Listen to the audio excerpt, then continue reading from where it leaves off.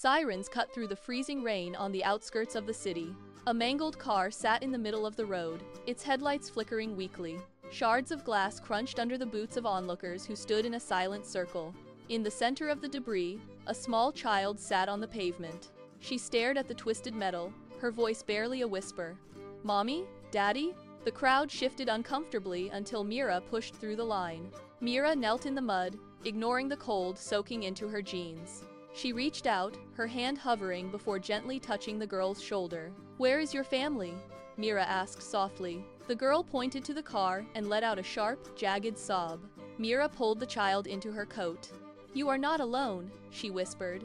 Weeks later, the legal papers were signed. Meera brought the girl home. Meera spent 12 hours a day at a cramped tailoring shop.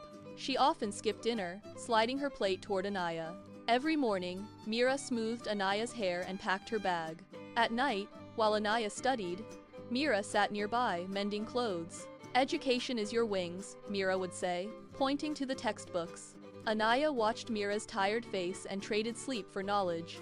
The day of the graduation ceremony finally arrived. Anaya stood in her white coat, the fabric crisp and bright. As the dean called her name, the applause roared through the hall. Anaya found Meera, who stood in the very back, clutching a worn handbag.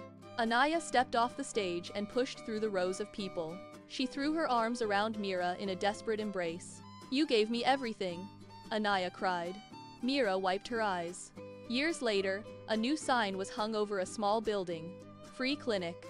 Dr. Anaya stood at the door, greeting a young patient who looked lost. She knelt down in the dirt, just as Meera had done all those years ago. She realized that kindness was a circle that never truly closed. The light of Meera's sacrifice now burned in Anaya's eyes.